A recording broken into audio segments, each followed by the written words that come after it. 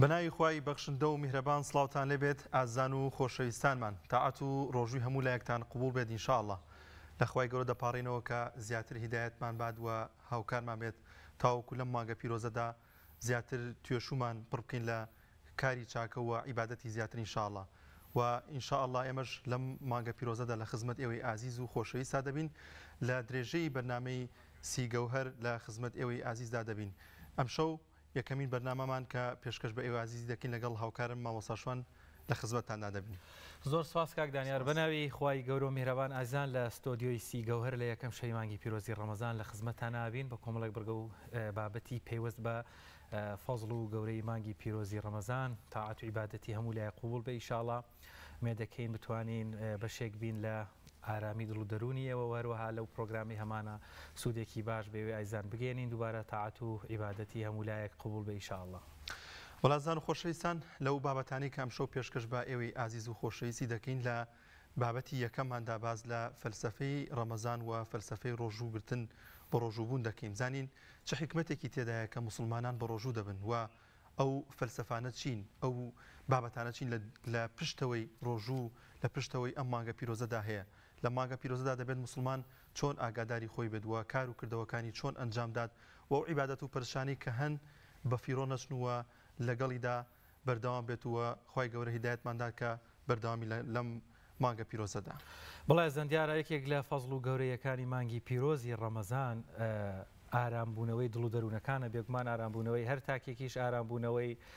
خێزانەکانی لێ دروزە بێ چۆن بزانین ئارامی خێزان یاخود ئەو ئارامیەی لە خێزانە دروزە بێ لە ڕوانگەی دەرونیەوە وەروەها لە ڕوانگەی کۆمەڵایەتی و پەروەردەیەوە ئەمەش ئەم شەو میوانی تایبەتمانە بێ قسە و گفتوگۆ دەربارەی ئارامی خێزانەکەین لە ژێر فەزڵ و گەورەی مانگی پیرۆزی ڕەمەزانە. وەڵامۆستا شوان لە بابەتی یەکەماندا باز لە فەلسەفەی ڕەمەزان و بە ڕۆژووبوون دەکەین کە بەڕێز دکتۆر سەباح بەرزنجی مامۆستای زانکۆ میوانی بەرنامەکەمانە کاک دکتۆر گیان زۆر بەخێر بێن. کاک تۆ گیان زۆر بەخێر بێن. سڵاو و ڕێز و خۆشەویستی مێ بۆ جەنابتان هەروە بۆ بینەرانی بەڕێز و خۆشەویستی کەناڵی ئاسمانی پەیام ئەم بەرنامەیە ئینشاءڵڵا دەستپێکێکی باشە بێ لە مانگی پیرۆزی ڕەمەزانە کە ئێمە داومانە لە دەرگای ئەم مانگە بۆ توێش و وەرگرتن بۆ سوود وەرگرتن و بەهرەمەند بوون لە بەرەکات و لە نەفەحاتی مانگەکە ئینشاءڵڵا. ئینشاءڵڵا دکتۆر گیان زۆر سپاس. بەڵێ هاوشانی تەوەرانی کە باسمان کرد لەژێر فەزڵ و گەورەی مانگی پیرۆزی ڕەمەزان هەریەکە لە بەڕێزان بەڕێز دکتۆر جعفەر عومەر پزیشکی پسپۆری دەرونی وەروە زۆر بەڕێز مامۆستا یاسین ئەحمەد ڕاوێژکاری خێزانیش لەم تەوەرانە هەر لەگەڵمانە من کاک دکتۆر گیان زۆر بەخێر بن مامۆستا یاسین زۆر بەخێر. ئازیەتمانیان یەکەم ڕۆژی مانگی پیرۆزی ڕەمەزان و مانوو بوون ئینشاءڵڵا دڵنیایەوە بینەرانی بەڕێزیش پێویستیان بە ڕێنماییەکان و قسەی بەڕێستانەیە بۆیە ئینشاءڵڵا مەژار بەخێر و چاکە بۆ تا بنووسێ خی گەورە لێمان قبوڵ کە ئینشاءڵڵا لەگەڵ کاک دکتۆر با سەرەتا کاک تۆ کەمێک گفتوگۆ بکەین حەزەکەم وەژە لەگەڵ مانگوێ بگرێت دواتر شۆڕەیەکەین ئەگەر مەجال ما بن جاجە تەداخلیشەکەین وەڵا کراوە هەزمەسیار زۆر باشە. کاک دکتۆر گیان کە باس لە مانگی پیرۆزی ڕەمەزانەکەین وڵا ینی بەو پرسیارە سادە با دەست پێ بکەم یەکسەر وتێ مانگی فەزڵ و مانگیکی گەورەیە جیاوازی مانگی ڕەمەزان لەگەڵ مانگەکانی تر تەنها لەبەرەوەی بە ڕۆژەوە بین و قورئان دابەزی یاخود ئەو فەلسەفە و یاخود ئەو گەورەی لە پشتی ئەم مانگە و ئەم عیبادەتان و ئەو ڕووداوانەی کە هەیە لە مانگە ڕوویان داوە. بەناوی خوای بەخشندە و میهرەبان ئەگەر قوڵ بۆ مەوزوعەکە بچین ئێمە بابەتێکمان هەیە پێوترێ بابەتی عیبادەت و تاعەت و خواپەرستی. خاوەنی عیبادەتەکەش بریتە لە مرۆڤ ئەم مرۆڤە تەعاملەکە لەگەڵ گەردوون تەعاملەکە مامەڵەیەکە لەگەڵ کات و شوێن. ئێمە لە ڕوانگەی تێگەیشتن لە کات و شوێن و ئەهەمیەتی کات و شوێن و هەروە ئەهەمیەتی بابەت و زات ئەمە شتێک دروستە بێ پێوترێ هۆرمۆنیا یاخود هەماهەنگی و تەنسیقێکی گەردوونی کە ئینسان لە ڕێگەی پەیامی خواییەوە لە ڕێگەی قورئانەوە لە ڕێگەی ڕێنمایی پێغەمبەری خۆشەویستمانەوە صلی الله علیه وسلم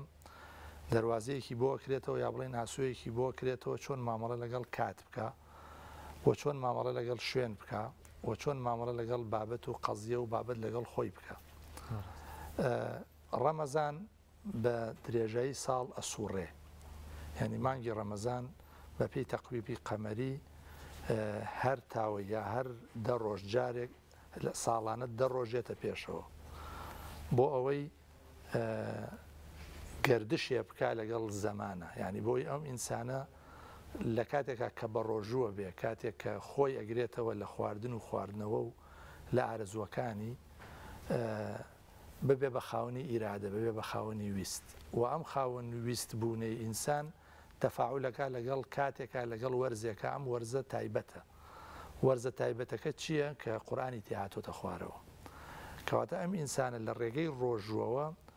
وابەستە بێ بە قورئانەوە ینی وابەستە بێ بە پەیامەوە وابەستە بێ قورئانی ینی قەزیە ینی فەرقی قورئان لەگەڵ کتێبەکانی تر لەگەڵ لە مێژووە ئێمە چەندین کتێبی پیرۆزمان هەیە بەڵام قورئان فەرقێکی هەیە فەرقێکی هەیە لەگەڵ کتێبەکەم موعجزەیەکی هەتاییە موعجزەی جاویدی پێغەمبەری خوایە صلی الله عليه وسلم توانی ئەم قورئانە بەو ئاەتانەی کە هەیەی بەو پەیام و قیەم و مەفاهیمانەی کە ئەیچێنێ لە مێشکی مرۆڤە توانی ئەو مرۆڤە لە ئینسانێکی جاهیلەوە لە ئینسانێکی بێبەرنامەوە بێ هەدەفەوە بکا بە ئینسانێکی خاوەن هەدەف و خاوەن قەزیە کەواتە ئینسان لە ڕێگەی ڕۆژووەوە ئەچێتە ئەو ڕیزە ئینسان خۆیە دۆزێتەوە ینی کێشەی گەورەی مرۆڤ لە هەموو چاخ و زەمانەکە ونبوونیەتی کە پێوترێ گومڕایی و زەلالەت تۆ بەو ڕۆژووە کە بە مەداری ساڵ ئەجوڵێ ئەبی بە ئینسانێکی خاوەن پەیام ئەبی بە ئینسانێکی خاوەن ئیرادە ئەبی بە ئینسانێک کە خاوەنی قەزیەی و لەم قەزیەدا ئامادەی لە خۆت بگوزەری ینی واز بێنی لە خودی خۆت تەفاعل بکەی لەگەڵ گەردوون تەفاعل بکەی لەگەڵ تەریخ تەفاعل بکەی لەگەڵ مرۆڤایەتی بەعام بە تایبەتی لەگەڵ چینی هەژار و خەڵکی لێ قەوما و ئەو سەرۆت و سامانەی کە هەتە لە خۆتا ڕنگ نایەتەوە بەڵکو ئەیکەیتە خزمەتی ئەو خەڵکەوە بەو برسێتی کەی چێژی بەو تینوێتی کەی چێژی بەو سادەیی کەی چێژی لە مەرحەلەی دووەمیشە بەو ئەخلاقە جوانانەی کە کەسبیەکەی قورئان زۆر بە کورتی و بە ئیجازە فەرمێ والذین آمنوا كتب عليكم الصيام كما كتب على الذين من قبلكم لعلكم تتقون يعني ئامانجە و فەلسەفەکەی لە تەقوا خۆی بینێتەوە تەقواژ ینی چێنی وقایەتی خۆت یعنی خۆتی لێ نەبێ بە شتێکی عەجایب خۆت نەپەرستی ئارەزوەکانت نەپەرستی میحوەر خۆت نەبی تۆ ئەو کاتە دەوری پەروانەیەگە بینی دەوری باڵندەیەگە بینی کە لە ئاسۆکانی معریفە و مەحەبەتە ئەجوڵی ئەمە بەشێکە لەو پەیامەی کە ڕۆژوو پێمانەدا و ئەتوانین بیکەین بە دەواازە و بە ئاسۆیەک بۆ تێگەیشتن لە فەلسەفەی ڕۆژ ئەو سێکتەرانە کامانن کە لە کاتی بە ڕۆژوبوونماندا دەمانگەێنێتە تەقوا یا تەنهاوەی کە برسیمانە بێت چینومانە بێت ڕۆژانە کیفایەتە یاخودەوە تا چەند وێزگەیەکی دیکە هەیە تاوەکو ئێمە بە تەواتی ڕۆژەکەمان قبول ببێت وێستگەی یەکەم معریفەتە وێستگەی یەکەم ینی تۆ ناتوانانی عیبادەت بکە ئەگەر نەزانی عیبادەت بۆ کێیەکی وێزگەی یەکەم معریفەتە وێزگەی دووەم مەحەبەتە تۆ لە معریفەتەوە ئەچی بۆ مەحەبەت کە خوام ناسی بەپی ناوە جوانەکانی و بێی سیفەتە بەرزەکانی و بێی ئەو دەستڕەنگینیەی بەو نەقش و نیگاری لە گەون و گردوونە هەیەتی لە وجودی ئێمە هەیەتی واد لێ و خوایەت خۆش بێ مەحەبەتت بۆی هەبێ کە مەحەبەتت بۆی هەبێ بە فەرمانەکانی ڕائەپەڕێنی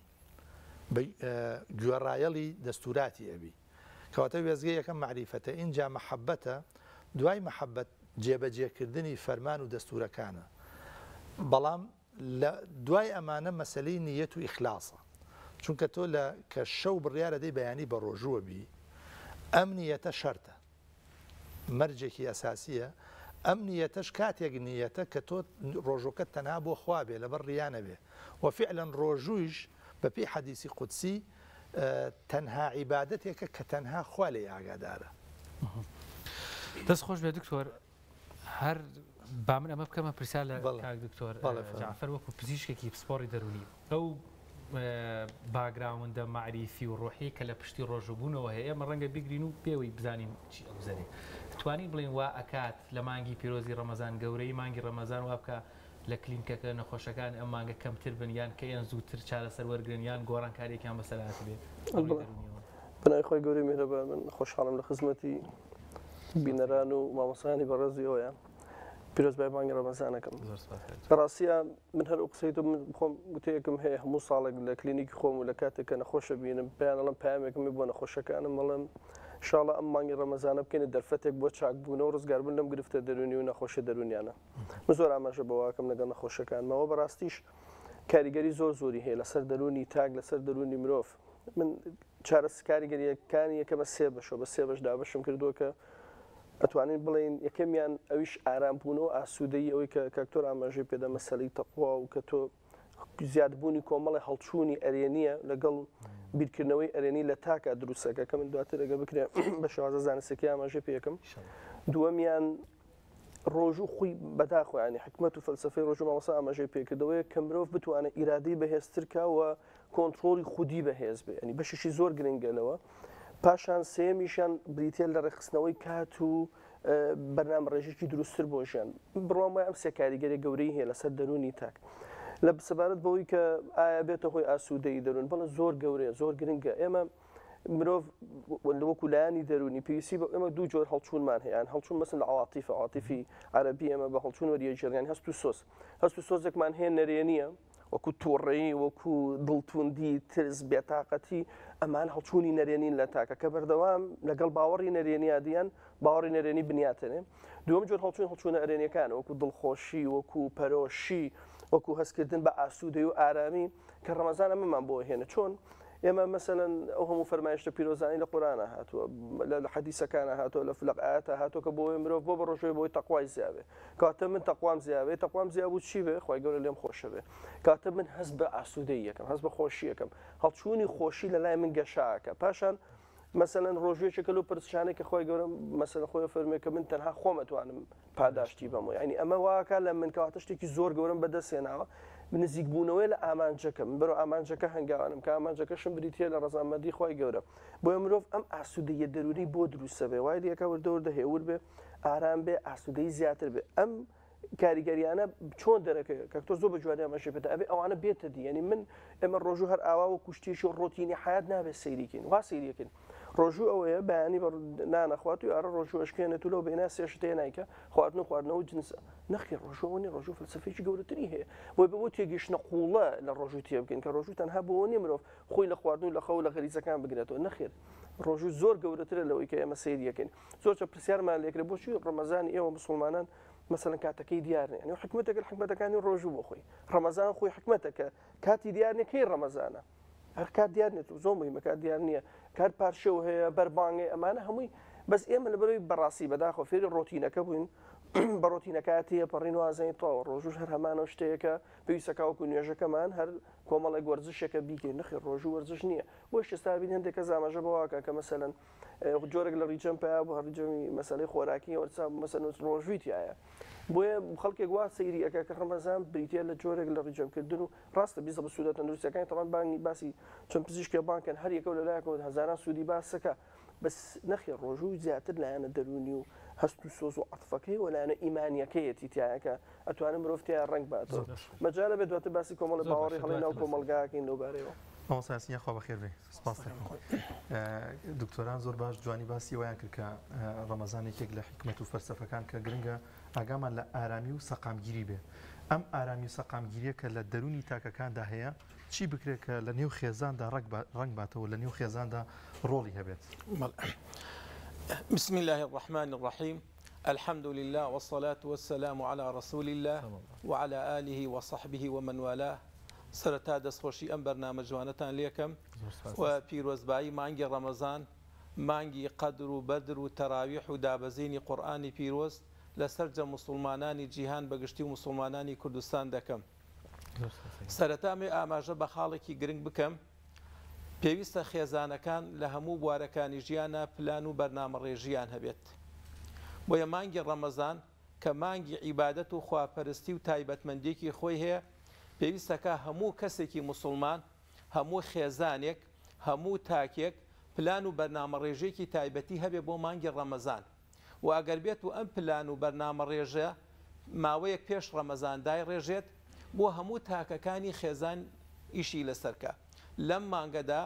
لە بواری ئابووریدا چی ئەەکەم؟ لە بواری خێزانیدا، لە بواری پەیوەندیە کۆمەڵایەتیەکاندا، لە بواری زانستی و ڕۆشنبیری و پێگەیاندنی خۆم و تاکەکانی خێزاندا بۆەوەی ئارامێکی ڕاستەقینەمان لە مانگی ڕەمەزانە دەستکەوێ. سەرەتا پێویستیمان بەوە هەیە پلان و بەرنامە ڕێژێکی وردمان هەبێ بۆ مانگی ڕەمەزان. کاتەکانی مانگی ڕەمەزان بە فیڕۆ نەدەین، سوود لە هەموو هەلەکان وەرگین لە بواری عیبادەت و خواپەرستی و پەیوەندیە کۆمەڵایەتیەکاندا. بۆی ئەبینی لە خێزانەکان زۆرجا کێشە و گرفتی تایبەتێ لە نێو خێزانەکان یان لە ناو تاکەکانی خێزاندا. مانگی ڕەمەزان جوانترین هەل و دەرفەتە کە ئینسانی موسڵمان بیقۆزێتەوە بۆ ئەوەی پەیوەندی خێزانەکانی تۆکمە بکات، بەهێزی بکات، لە هەمان کاتە کۆبوونەوە خێزانەکان بەهێز بکە، لە هەمان کاتە بەشێک لە پلانەکانی ئەوە بێ کە سەردانی خزمان و دۆستان و کەسوکاری بکە، بە تایبەتی ئەو کەسانەی کە لەوانەیە جۆرێک لە نیگەرانی ناخۆشی ناڕەحەتی لە نێواندیانە ڕوویدا بێت. جا بۆی ئارامی خێزانی دروست بێت لە مانگی ڕەمەزاندا هەنگاوی یەکەم ئەوەیە کە ئێمە پلان و بەرنامە ڕێژەیەکی جوان و وردمان هەبێ بۆ مانگی ڕەمەزان وەسوود لە هەموو کاتەکان وەرگرین و کاتەکانمان لە مانگی ڕەمەزاندا بە فیڕۆ نەچێت. و ئەبێ لە هەمان کاتە ئێمە هەوڵی ئەو بین ئەو پلانەمان پلانێکی هەمەڕەنگ بێت. بۆ نمونە لە بواری قورئان خوێندنە ئێمە ڕۆژانە چەند ساتە وەختێک دەستنیشان کە ئێمە قورئانی تێدا ئەخوێنین. بەڵام کە قورئان ئەخوێنین چۆن بتوانین بە تەدەبور و تێگەیشتن نەک تەنها خوێندنەوەیەک بێت، بەڵێ تەنها خوێندنەوەکەش هەر پەرستشە و هەر ئینسان خێری دەستگیرە بێ، بەڵام کاتوە قورئان بە تەدەبور بیخوێنی، لە واتا و مەبەستەکانی تێبگەی یان هەوڵی تێگەیشتنی مانا و مەبەستەکانی بیت. و چۆن بەرنامە ڕێژیەکەکەی بۆ منداڵەکانت خولێکی ڕاهێنانی چاکە بۆ یەک مانگی ڕەمەزان کە مانگی عیبادەت و خواپەرستیە، بەڵام لە هەمان کاتە مانگێکیە وەکو خولێکی پەروەردەیە لە ماوەی ئەم مانگەدا ئەندامانی خێزان چۆن ئەتوانن لێی بەهرەمەند بن، چۆن ئەتوان سوودی لێ ببینن و چۆن ئەتوانن بۆ نمونێمە لە مانگی ڕەمەزاندا هەلێکی باشە ئەندامانی خێزان لەسەر سفرەیە کۆ ئەبێتەوە. ئەمە ڕەنگە لە مانگەکانی کە لە کاتەکانیکە وا بە ئاسانی ڕوونەدا. کۆبوونەوەی ئەندامانی خێزان لە سفرەیەک سۆز و خۆشەویستی و مەحەبەت لە نێو ئەندامەکانی زیادەکە. بە تایبەتی ئەگەر بێت و خێزان پلانێکی هەبێ ئەو کاتانش کە لەسەر سفرە کۆ ئەبێتەوە کە سفرەی بەربانگ بێت یا سفرەی پارشێو بێ و نان ئەخوات، ئەتوانێت سوود لەو کاتانەش وەرگێ لە ئاراستەکردن و پەروەردەکردنی منداڵەکانیدا. بۆیە دەکرێت بەڕاستی ئێمە لە هەموو بوارەکان و سوود لەم مانگە وەرگین و ئینشاءڵڵا لە بەرگەکانی کە ئاماژە بە خاڵی کەشەکەن کە تایبەتە بە پرۆسەی پەروەردە و پێگەیاندن لە مانگی ڕەمەزاندا و چۆن بتوانین ئارامی خێزانی دەستە بەرکەین. زۆر ڕاستە. کاک دکتۆر، یعنی لەو ڕوانگە کۆمەڵایەتی و دەرونیەوە کاکتۆرش باسی کرد، منە بچمەوە سەر ئەو حاڵەت و ڕۆحی لای بەڕێز ئەمەمان بۆشیکەیتەوە چه سڕێکە لە گەورەی ئەم مانگەیە هەیە، یعنی تۆزێ واقعبین بین لە کۆمەلگایەکی کوردی ڕەنگە هەزاران هەبن ئالوودەی جگەرە کێشان بن، ڕۆژانە چەند کاتژمێرێک نێتوانن جگەرە پێشن، بەڵام لە مانگی ڕەمەزانە ڕەنگە هەروازی لێبێنن. کەسانێگەن ئیلتیزاماتی ئاینیان نییە، بەڵام بە حورمەتی گەورەی ئەم مانگە ڕەنگە خواردنەوە کحولیەکانیش نەخۆنەوە. دەیان خانمەیە ڕەنگە ڕێزدار بێ، بەڵام ئیلتیزاماتی ئاینیە لەبەر گەورەی مانگە لە چکەکە. ئەم هێزە ڕۆحیە چیە لە پشتەوە ئێمە خۆمان شتەکانەکەین و خۆشمان نازانین بواکەین؟ وەڵامەکەی لە ئاەتەکەی سورەتی البەقەرە ڕوونە کە فەرمێ شهر رمضان الذي أنزل فيه القرآن هدى للناس وبينات من الهدى والفرقان. ئەم مانگی ڕەمەزانە خوای پەروەردگار ئەو خەسڵەتەی پێداوە کە مایەی هیدایەتە، مایە ئەوەیە کە ئینسان بە دوو ڕەگەز مامەڵی لەگەڵ بکە، بە ڕەگەزی ڕۆحی و قەلبی لەگەڵ ڕەگەزی عەقلی و ئیستیدلالی. قورئان سفرەیەکە بۆ ئەهلی دڵ، سفرەیەکیشە بۆ ئەهلی عەقڵ. ئەوانەی کە ئەهلی دڵن لە مانگی ڕەمەزانە زۆرترین سوود دەبینن، چونکە بەپێی حەدیسە قودسیەکە کە خوای پەروەردگارە فەرمی ئەسەوم لی، ڕۆژوو بۆ منە. یان چی ڕۆژوو بۆ منە؟ یعنی خوای پەروەردگار بۆ خۆی ئەسەن ڕۆژوو گرتن فعلێک نییە کە وەکو نوێژ چۆن نوێژەکەی نوێژ حاڵەتێکی وجودیە بۆ ئینسان بەڵام ڕۆژوگرتن حاڵەتێکی عەدەمیە یعنی چی یعنی نەکردن تەرکی خۆراک تەرکی خواردنەوە تەرکی غەریزە تەرکی ئارەزوو تەرکی پەیوەندیەکان ئەو پەیوەندە دنیاییەکان کە ئەمانە تەرکەکەی پەیوەندێکی ڕۆحی دروسە بێ وەکو حافظ ئەڵێ ئەگەر دێو چووە دەرەوە فریشتەیەتە ژوورەوە دی و چوو بیرونڕەوەت فریشتە دەرایەت یعنی لە خودی ڕۆژوو کە لە حەدیسی قودسیا فەرمی سەومولی خۆی خواردنی نییە خواردنەوەی نییە خوا هەموو ئەم شتانی تەرک کردووە ئیماندار کە دەسەکا بە ڕۆژوو ئێوێ ئەو سیفەتە خوداییە لە خۆیان بەرجەستەکە کە واز ئەهێنێ لەو شتانەی کە تایبەتی مادەن کە لە خەسڵەتەکانی مادەن خواردن و خواردنەوە و غەرائیز و ئەمانە بۆیە لە لای ئەهلی دڵەوە ڕۆژوگرتن و مانگی ڕەمەزان فرسەتێکی زێڕینە بۆ پەروەرشی ڕۆح بۆ بەهێزکردنی ڕۆح بۆ دڵپەروەردەکردن و دڵارامی بەشێکی هیدایەتەکە ئەوەیە بەشێکی تریشی بەیناتە بەیناتی من الهدى والفرقان یعنی ئینسانی عاقڵ لە ڕەمەزانە کاتێکی زۆری بۆ گەڕێتەوە کە ئەگەر پێش ڕەمەزان مەشغوڵی مەجموعەیە کار و چالاکی بێ مەشغوڵی بەدەستێنانی خۆراک و خواردنەوە بێ کاتێکی زۆری بۆ سەرفکە ئەم جارە کاتێکی زۆری بۆ گەڕێتەوە بۆ تەئەمل و تێگەیشتن و سەرنجدان و قوڵبوونەوە بۆیە ئەو کەسانی کە لە مجتەمەعاتی موسڵمانە لاشعور و ناخوداگایان لەگەڵ فیترەتە ئیمانیەکایە لە مانگی ڕەمەزانە ئەو لاشعورەیان یێتەوە مەیدان یێتەوە سەر شاشە یێتەوە سەر لە حاڵەتی ئیستیعداد و کومونەوە لە حاڵەتی شاراوەبوونەوە فعلیەت پێیاکە جارێکی تریێتەوە بوون بۆیە تەماشاکەی ئاوردانەوەیە دروسە بێ گەڕانەوەیە دروسە بێ تەوبەیە دروسە بێ ئیستیعدادێ دروسە بێ بۆ ئەو نەفەحاتە ئیمانیەی کە پێغەمبەری خوا صلی الله عليه وسلم لە حەدیثێکا فەرمێ خوای پەروەردگار لە هەندێک کات و ساتە لە ڕۆژەکانی ڕۆژگارە نەفەحاتێکی هەیە خۆتانی بەنەبەر ئەو نەفەحاتە یعنی شنەی بای ئیمان و هیدایەت لە مانگی ڕەمەزانە زیاتر هەڵەکا لە ئەنجامی ئەو هەڵکردنی بای هیدایەتەوە تەماشاکەی هەم عەقڵەکان ئەکرێنەوە ئەگەڕێنەوە بۆ فیترەتی خۆیان هەم ڕۆحەکان ئاسوودە ئەبن هەم فەزایە دروسە بێ لە هیدایەت و لە ئیمان و لە پێکەوە بوون و لە ئاسوودەیی ئەمەیە کە ڕەنگە سیڕێک بێ لە ئەسراری ئەوەی کە خەڵکێک لە مانگی ڕەمەزانە ئەگەر پێشتر مەشروب خۆر بێواز لە مەشروب بێنێ لە پێش مانگی ڕەمەزانە عیبادەتی نەکردووە ڕوەکاتەوە عیبادەت یا مەسەلەن ئەوێت لە ڕەمەزانە ئینتیمای خۆی بسەلمێنێ شناسی خۆی بسەلمێنێ ئەم سەلماندنی شناس و ئەم سەلماندنی ئینتیمایە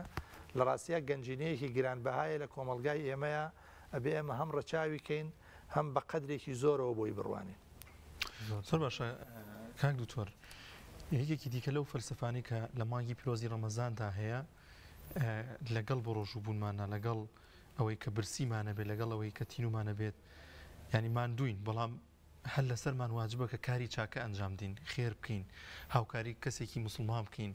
ئەمە تا چەند گرنگە لە کاتی بە ڕۆژووبوون و لە کاتی ڕەمەزاندا ئەم کارانش ئەنجام بدەین خۆی لەگەل سەیری ئاەتەکانی ڕۆژوو بکەی فەرمیەوە عەلە الذینە یوطیقونەه فیدیەة طعام مسکین ئەوانەی کە ناتوانن بە ڕۆژوو بن یعنی بە شێوەیەکی عەمەلی هەست بە معاناتی فەقیران بکەن بەدیلەکەی ئەوەیە خۆراک ببەخشن هەر کەسێک فیدیەی ڕۆژوو نەگرتنەکەی ئەوەیە کە چی بێت کە خۆراکی هەژارێک بدا یعنی پێدانی خۆراک و بڵاوکردنەوەی خۆراک لە ناو هەژارانە دیوێکی تری فەلسفەی ڕۆژووە یعنی تۆ کە خۆت بە ڕۆژووە بی بە شێوەیەکی عەمەلی ئەچیتە ناو ریزی هەژارانەوە بەڵام کە نەوتوانی بە ڕۆژووبی بەدیلەکەی ئەوەیە تۆ بە دەست و بەکردەوە و بە خێر و بە خێراتکردن بڕۆیتە ناو ریزی هەژارانەوە تێریان کەی تەمینی لوقمەی ڕۆژانەی هەژار واجبێکی سەرەکیە نەک لەسەر تاکی موسڵمان لەسەر مجتەمەعی ئیسلامی بەگشتی بەڵام ڕۆژوو ئەیکا بە فەرزی عین ئەیکا بە فەرزی عین بۆی یەک بە یەکی خەڵکەکەی ئێمە خۆی بە مەسئول بزانێ بەرابەر دراوسەکەی کە برسی بێ بەرابەر دراوسەکەی کە هەژار بێ بەرابەر دراوسەکەی کە ڕوتوقود بێ بەرابەر دراوسەکەی کە بێکار بێ کەواتە ئەو تەزامن و پێکەوەی و هەز بە مەسئولیەتکردنە کە ڕەمەزان دروستیەکە مانگەکانی تر دروستی ناکە بۆچی چونکە ئەم تایبەتمەندی خۆی هەیە وەکو ئاەتەکە فەرمووی شەهر ڕەمەضان الذي أنزل فيه القرآن هدى للناس وبينات من الهدى والفرقان ئەمەیە کە بەڕاستی ئینسانی موسڵمان ئەبێ ئاگاداری ئەوە بێ عیبادەتەکە ئەگەر نەبێ بە قەزیە و نەبێ بە پەیام و نەبێ بە ئەرکێکی ئیجتیماعی لە دۆخی خۆتا بمێنێتەوە بە تەنها مەبەستی سەرەکی و غایی سەرەکی خۆی نەپێکاوە خۆ دەست خۆشێ دکتۆر وڵا حەزەکەم یانی زۆر لەسەری ئەم بابەتە چکە بەس بۆی بینەرانیش زۆر ئەوە نەبن و کاکتۆرانی زۆر دانەبڕێن شەڵا درێژەکەین کاک دکتۆر جعفەر مامۆستا یاسین باسی لە بابەتێک کرد سفرەی ئێواران ڕۆژوشکاندن بۆ بەدڵنیا و پارشێوانی شەیە ئەمێ بەڕێز وەکو پزیشێکی پسپۆری دەنووری لە ڕووی زانستی دەرونی پزیشکیەوە هیچ تێژینەوەیەک هیچ سەلمانێک هەیە ئەم سفرە قەرەباڵقی مامۆستا یاسین باسیکا لە ناو خێزانە وا بکە منێکی کەمێک دەروون شێوا و تووڕە هێور ببمەوە گەرم و گوڕێکم بۆ دروست بێتەوە لە ڕووی دەرونیەوە بڵێ خۆی لە ڕاستیەشێک لە گرفتەکان کە بەتابەت لە سەردەمی ئێستا دروست بووە بریتە لە بابەتێک ئێمە پێشتر لە ڕابردووە مانوت زەبری دەرونی ینی زەبر بیوزی پێوترێ سێ جۆری هەبوو زەبری دەرونیمان هەبوو زەبری ئەنی هەزەبر بەگشتی زەبری دەرونی و جستەی و جنسیمان هەوێ سە بابەتێکی تر هاتوتە ناوێ پێوترێ نیگلێکت ینی فەرامۆشکردن یان ئیهمالکردنی بەرامبەر یەکێ لە کێشە گەورەکان ئێستا لە کۆمەلگای ئێمە و هەم کۆمەلگا لە دنیا دروست بووە بریتێلەوەی کە دایباب و خێزان مناڵەکانیان فەرامۆشەکەن فەرامۆشکردن بە مانای پێنەدانی کاتی پێویست بۆ منداڵە جاوە بەڵێ لێرە توانین بڵێن ئەم فەرامۆشکردنە لێرە ناهێڵ ئەمە خاڵی یەکەمە کە ئێمە کە نزیک بووینەوە لە یەکی خاڵکی زۆر گرنگانی و یەکێک لە هەری خاڵە باشەکە گرنگەکان لە ڕەمەزانەکە ئەکرێ ئەنی واجب ئەیتە تۆ مەجبوری تۆ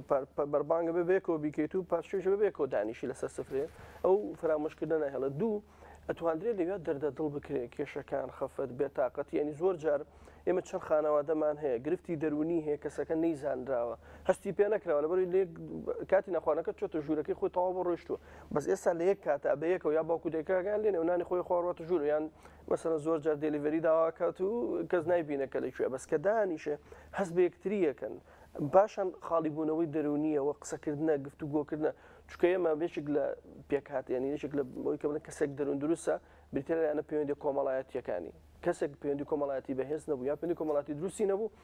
هەم بە نیشانەی نەخۆشی دەئەندرێ هەم کاریگەری دەرونی لەسەر دروستەکە لەبەرە زۆر گرنگە بڵێ دابنیشن و ئەمە هەناسی نفسیشی پێڵێن ڤنتیلیشنێک هەناسەدانێکە کەسەکەیدا کە لەوێ گرفتەکان کێشەکان بە مەرجێک ئێمە خێزانە دابنیشن هەرەوە نەبێ وەکو ڕۆبۆتێک دانیشە لەسەر مێزێک نا دابنیشن باسی قسە بکەن گفتوگۆکەن لەسەر و بابەتان لەسەر ڕۆژگاری خۆیان لەسەر ژیانی خۆیان بەڵێ تەسیراتی زۆر زۆرەکان لەسەر مرۆڤ لەسەر دەرونی و ئەو گوتم متوانرێت ببێتە دەرفەتێکی گەورە بۆی کە گۆڕانکاری لە یەکتریا بکەن و ئەوانەی کە کێشەی دەرونیان هەیە و گوتم زۆریشان بەسەرەن ئێمە پیان بڵێن بڕۆن بۆ لای چارەسەرکارێک بەشێک لەو چارەسەری کە داند لە چارەسەری دەرونیە بریتە لە گوێگرتن لە کەسی بەرامبەر بۆی بزانێ مەسەن هەست بە چیەکە لەسەر سفرەکە خۆی قسەکانی خۆیەکە گفتوگۆی خۆیەکە پاشان باشتر لە یەکتری تێگەن یعنی زۆر جار هەیە دایک و باوکو مناڵەکەی تێناگە یا مناڵەکە دایک و باوکی خۆی تێناگە باشتر هەزمی ئەوەکەن و باشتر لە یەکتری تێگەن زۆر باش مامۆستا یاسین مانگی پیرۆزی ڕەمەزان چۆن وای وا بکەین کە نزیکبوونەوەی زیاتر خۆشەویستی زیاتر لە نێوان هاوسەراندا بێتە ئاراوە بێگومان لەگەڵەوەی کە ئێمە عیبادەت ئەنجامەدین بۆەوە بە ڕۆژ و بە شەو بەمان شێوە ئەم تەبایی و پێکەوە بوون و خۆشەویستیە شێواز لە شێوازەکان چاکەمان بۆ دەنووسرێت لە ڕاستیە مانگی ڕەمەزان کە مانگی عیبادەت و خواپەرستیە مانگێکە ئینسان ئامادەسازی ڕوحی و ئیمانی تێدایە بۆ زۆر هەنگاوکاری گەورە و پیرۆز بۆ نمونە خێزانەکان ئەتوانن سوودی باش لەم مانگە وەرگرن بۆ نمونە بۆ گفتوگۆی خێزانی هەموو خێزانێک لە ڕاستیە پێویستەکە لانی کەم هەفتانە ژن و مێرد پێکەوە بۆ ماوەی ساتە وەختێک پێکەوە دانیشن لە کەش و ژینگەیەکی تەندروستە بتوانن دەردەدڵی خۆیان کەن باسی ژیانی خێزانی خۆیان کەن ئەو کێشە و گرفتانەی کە هەیەە بتوان بە شێوەیەکی منهەجی باسیکەن و بتوانن چارەسەر بۆ کێشەکانیان بدۆزنەوە. لە هەمان کاتە لەو ڕاستێ تێبگەن کە بوونی کێشە و ناڕەحەتی لە ژیانە ئەوە بەشێکە لە سروشتی ژیان. هەموو خێزانەکان، هەموو تاکەکان، هەمومان کێشەی خێزانیمان ئەبێت. ئەو کەسانە کێشەی خێزانیان نییە کە ژیانی خێزانیان پێک نەهێناوە، بەڵام چۆن ئەتوانین بە شێوەیەکی باش مامەڵە لەگەڵ کێشەکان بکەین و بتوانین چارەسەری کێشەکان بکەین. وەکو چۆن نەخۆشیەک پێویستی بە چارەسەر هەیە، هەموو کێشە و گرفتەکانیش بەڕاستی پێویستیان بە چارەسەر هەیە و پێویستی بە کاتی گونجاو هەیە بۆی بتوانین چارەسەریکەین. بەڵام مانگی ڕەمەزان ئەو هەلەمان ئەداتێت چونکە ئامادەیەکی باشی ڕۆحی هەیە، ئیمانی هەیە کە ئینسان زۆر بە ئاسانی ئەگا بە ئەنجام و چارەسەرکردنی کێشەکان. بەڕێز وەک ڕاوێژکارێکی خێزانی دڵیان بە درێژایی ساڵ دەیان کێشەی خێزانیتان بووێت چارەسەریکەن. ئەتوانین یان گەورەی مانگی ڕەمەزان وای کردووە لە مانگی ڕەمەزانە خێزانەکان کێشیان کەمتر بێ کەمتر بێن بۆ لای تۆ کەمتر بچی بۆ سڵحی با بڵین لای خۆماوەتێ سڵحی عشای و ئاشتکردنەوەی خێزانەکان. لە ڕاستی وەکو ئاماژەم پێکرد مانگی ڕەمەزان حاڵەتێکی ئیمانی و ڕۆحی و دەرونی لە ئینسانە دروستەکە گوێگرتنی خێزانەکان ئاسانتر ئەبێ، وەرگرتنی ئامۆژگاری زیاتر ئەبێ. وەکو جەنابی دکتۆر ئاماژەی پێکرد خەڵکانێکمان هەیە ڕەنگە لە پێش مانگی ڕەمەزان ئاست و ئەندازە عیبادەتیان بەو شێوازە نەبووە، یا پاپەندیان بە نوێژ و عیبادەت و خواپەرستی و ڕۆژ و گرتن و نوێشکردن لاواز بووە. بەڵام کە مانگی ڕەمەزان دێت ئەبینی عیبادەت و خواپەرستیان زیاترەکە، لایەنی ئیمانیان زیاتر بەرزە بێتەوە. ئەمەوە ئەکا لە ڕووی چارەسەری کێشە خێزانەکانەوە ئامادەیان باشترە بێت و زووتر بگەن بە ئەنجام. بۆی ئەمە وەکو ئەزمون و ئەو خەڵکانەی گفتوگۆمان لەگەڵا کردوون، ئەوانەی لە مانگی ڕەمەزانە گفتوگۆیان لەگەڵدا ئەکەی ئەبینی بە ئاسانی ئەگەی بە ئەنجام و زیاتر سوودی لێ ئەبینی بۆ ئەوەی کە بتوان چارەسەری کێشە و گرفتەکانیان بکەن. زۆر ڕاستە. کاتە دکتۆر جعفەر هەر ئەو گفتوگۆیی کە تۆ ئاماژەت پێکرد توانی بڵین هۆکارێکە بۆی کێشەکانی بەتایبەت دەرونیەکانیش کە بنەوە طبعا لەگوجێ کاریگەری هەبێ بڵێ گفتوگۆکردنی شکل لە شتەباش لە دەمەک و چارەسەر دایانین گوێگرتن گفتوگۆ و چارەسەر دایانین. یعنی مەسەلەن زۆر خێزان هەیە، یعنی کە باز لە مەسائل لە دەرونی ڕەفتاریەکە کە چین لای ڕەفتاریەکەیەوە بەتایبەت من لە مناڵانە کۆمەڵێکی لادانی زۆرمان هەیە کە مناڵەکەن و جوانێکە لادا طبعا هۆکاری لادانەکەیەوەی کەسێ نیە سەرپەرشتی کە چاو دێری کە ئاگای لێبێ بزانە خەریکی چێت هەست بە چیەکە ناڕەحەتیەکانی چێت تێکەڵ نایە، بەس کە لەسەر بە یەکە قساکەن گفتوگۆکەن زۆر جەڕم بووە بە هاوڕێی لەگەڵ یابە، ینی دایک و باوک زۆر مهمە، بەس بڕۆ لەگەڵ یابە بچۆرە دەرەوە کاتی زیاتری پێ بە، دایکێکە کاتی زیاتر بە کچەکە بە، باوکێکە کاتی زیاتر بە کوڕەکە بە. طبعا ئەو تەسیراتی بێ لەسەر گۆڕینی ڕەفتاری تاکیش کە ئێمە ڕەمەگوتم مێشی لە سوودەکانی تری بریتە لە گۆڕانکاری لە خوددا کە مرۆڤ بتوانێت گۆڕانکاری لە خۆیان دروستکە. بەداخەوە من پێم خۆش ئاماژە بە خاڵە بکەم کە زۆر هەڵەیە باوە لە کۆمەلگای ئێمە زۆر جاڕێ بێدەنگ باوە زۆر قسە مەکە ها مەکە باوکی یا مەسەرن براکی یا دایکت بە ڕۆژووە با تووڕابێ یا سەرمەخەسەری با تووڕە نەبێ. خۆی ئەم مەسەلەی تووڕەیە کە بەسراوەتەوە بە ڕۆژوێشەکە لە هەڵە استراتیژەکان کە ئێمە لە خێزانەکانە دروستمان کردووە جۆرەکە لە فێربن هیچ پەیوەندیی بە بابەتی ڕۆژووگرتنەوە نییە. ڕۆژوو مرۆڤ تووڕە ناکە و بۆی کە ڕوو بێت و خەڵک لەمە تێبگەن نە لە ڕۆوە سایکۆلۆژی دەرونیەکەیەوە نە لە ڕۆوە مەسەلەی جەستەیەکەیەوانێت تەنها لە زمانێکی زۆر کورتە کە لە دوای نوێژی عەسر یان تا ئێوارە سەعاتێک کەمتر مادەی گلوکۆز و شەکل لە جسمی منوتوها کەمە بێتەوە. طبعا توانای بەرگەگرتنمان کەمترە، تەحملمان کەمترە بێتەوە لەو زەمانە تۆزێک لەوانەیە، بەڵام بە درێژاییەکەی نەخێر هیچ کاریگەریکی لەسەرم لە مرۆڤ تووڕە ئەکە. وەڵام من لەبەرەوە تووڕێ بۆم چۆن بە فێر بووین هەر لە مناڵی وا فێرکراوین کام باوکە بێتەوە نابێت کە قسەکە چووکە تووڕە بێت. طبعا مناڵەکەش چاوی لەکاوی جواب بە ڕۆژوو بێت تووڕە بێ بە دوای یەکە ئەڕوا سیلسیلەیە دروستە بێ هەمومان تووڕین. ئەگەر نەخێر ڕەمەزانە بێ ئارام و ئاسوودە وکە چونکە ڕەمەزان پێغەمبەر فەرمانە فەرمووی ئەگەر کەسێک کاتێک تووڕە بووی جنێویش بەی مەسەلەن جنێویشیان پێدای بڵێ من کابرایەکی پێیەکی بڕۆزم کەشێکی کەسێکی بە ڕۆژوو نابێ هیچ دەمەدەمیکەی لەگەڵ یابێتەوە چ جایەوەی کە تۆ پێی هەڵشاخیت و قسە بڵیت و تووڕە ببیت و کەس نەوێرە قسە لەگەڵاکە. ئەمە تێنەگەیشتنە لە ڕۆژوو بەمە فێربوونە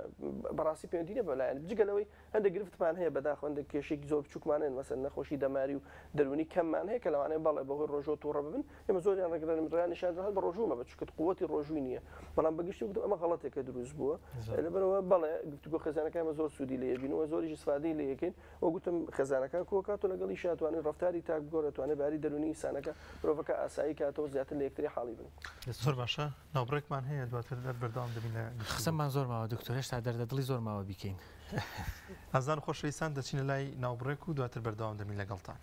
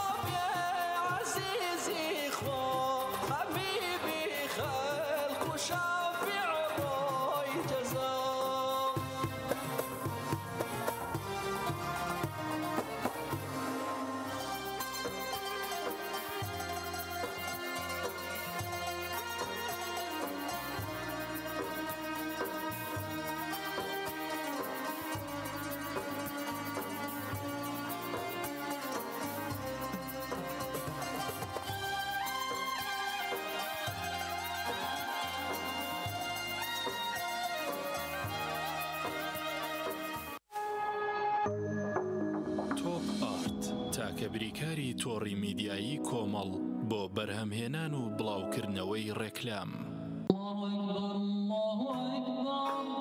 نوێژ ئەو ئەرکە ئاینیەی کە بنەما و کۆڵەکەی دینەکەمانە هەمومان لە ڕەمەزاناندا بە خوشوع و تامەزرۆی زیاترەوە هەس بە تام و چێژ و ڕەحمەتەکەی دەکەین بە هیوای ئەوەی دوای ڕەمەزانیش و بێ پچڕان و بە ئیستیقامەوە بەردەوام بین لەسەری و ڕەمەزان بکەینە مانگی عادەتکردن بەم ئەرکە پڕڕەحمەتەوە. شیری ئاڵتونسا ڕەمەزانتان لێ پیرۆز دەکات. ڕەمەزان لە ڕیکلامە، ڕەمەزان لە ڕاستیە. مناڵی ناسن درەنگە فریا ناکەوی. باش دایگەنی ساڵەسم. کوڕم هەسەوابان نییە. پارشێو ناکەم.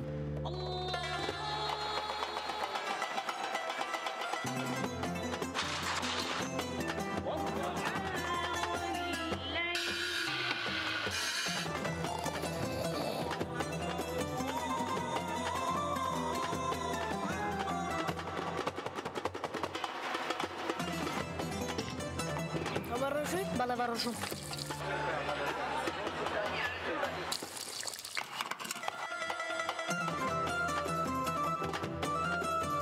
ڕەمەزان وەک ڕکلامەکان بێت یاخود ژیانی ڕاستی با هەوڵ بدەین زۆرترین تێشوی قیامەتی تیاکۆ بکەینەوە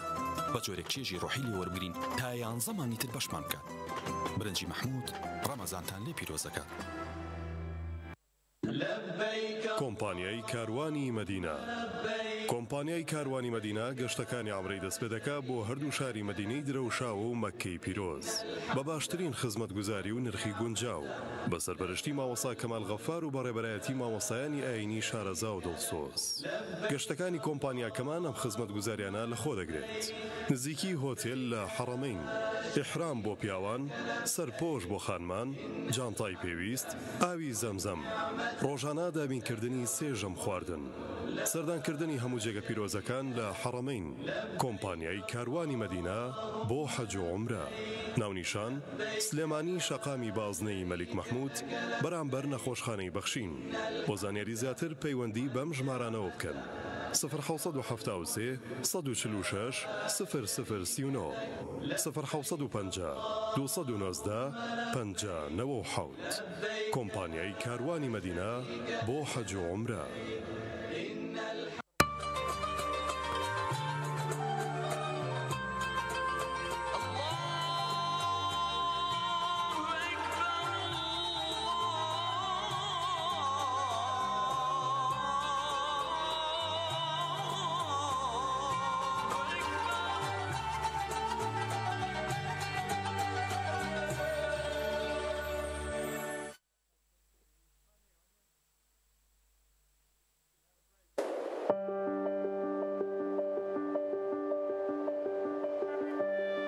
لە ناو سروشتی دڵڕفێنی کوردستاندا لە کەشێکی سەردەمیانەی دڵنشیندا باڵەخانە و ڤێلاکانی مایۆرکا سیتی بنیاد دەنرێت. پرۆژەیەکی ناوازە، سەرسامکەر، شاکارێکی ئەندازیاری.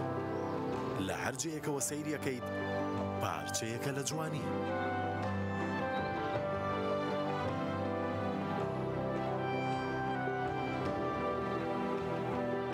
خزمەتگوزاریەکانی شێوازی ژیانت دەبەناسێکی تر. ئێرە زیاترە لەوەی بە خەیاڵتدا دێت، زیاترە لەوەی بیرت لێ کردوتەوە، زیاتر لەوەی شارێکی نمونەیی پێت دەبەخشێت.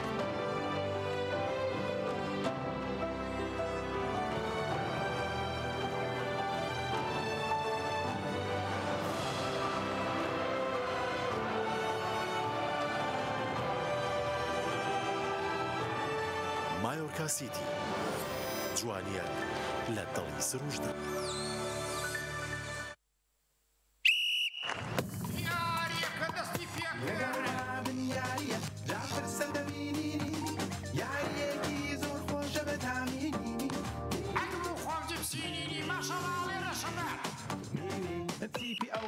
تیپی ئەولایە و ئەم لات جبسینی ئەحماڵەکەمی سەیریکەن هێرج بەرەکەینی شۆکیان کرد بە خۆراکی تیپی ئەولا ئەزانی ئەبێ وەک من تامی کەی اینجا ئەزانی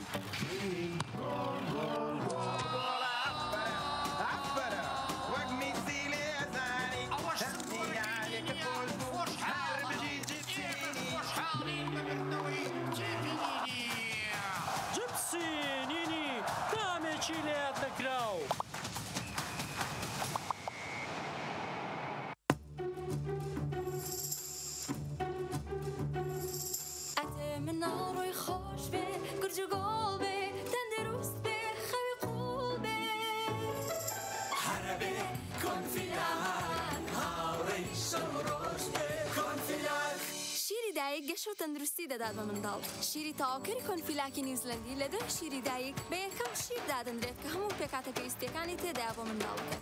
کۆنفیلاک یەکەم شیر دوای شیری دایک.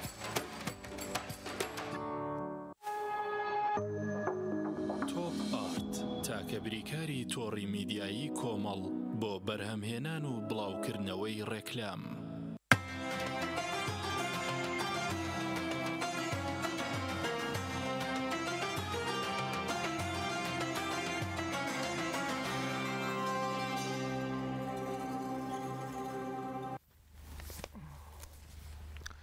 بەڵازان و خۆشەویستانمان بەردەوام دەبین لە ستۆدیۆی سی گەوهەر لە مانگی پیرۆزی ڕەمەزاندا کە لەگەڵتان دەبین بەردەوام. کاک دوتۆ دەگەڕێمە لای بەڕێستان لە مانگی پیرۆزی ڕەمەزاندا لە کاتی بە ڕۆژوبوونماندا تا چەند گرنگە ئاگاداری ڕەفتاریشمان بیت و ڕەفتار و ڕەوشتمان لەگەڵ عیبادەتەکانی دیکەدا ئاگاداری بن. بۆ نمونە کاسبکارێک لە نێو بازاردا ڕەفتاری ئەگەر پێشووتر بە جۆرێک بوو بێت و مامەڵی بە جۆرێک بوو بێت پێویستە لە ماگەدا ئاگاداری بێت و ئیدامە با بەخۆشی کە دوای مانگی پیرۆزی ڕەمەزان ئەم ڕەفتاری بەردەوام بێت. لە ڕاستیە کە باسی ڕۆژووە کرێ من ئەگەڕێمەوە بۆ ئاەتە قورئانی کە فەرمێ وەستەعینوا بالصەبر والصەلاة. بعضێ لە مفەسیرین ئەفەرمون مەبەست لە سەبر ڕۆژووە، یعنی کۆمەڵگای موسڵمان ئەتوانێت بەم دوو عیبادەتە زۆر کارەنجام بە. عیبادەتێکیان کە ڕۆژووە ئیرادەی پێبەهێزەوێ، عیبادەتێکیان کە نوێژە ئیدارەی پێبەهێزەوێ، ئیدارەی وەقت. بە ڕۆژوو ئیدارەی مەواری دەکرێت، مەوارید و داهات. لە سوورەی بەلەدا خوای پەروەردگارە فەرمێ وما ئەدراکە مە العەقەبە فك رقبة أو إطعام في يوم ذي مسغبة يتيما ذا مقربة أو مسكينا ذا متربة ثم كان من الذين آمنوا وتواصوا بالصبر وتواصوا بالمرحمة.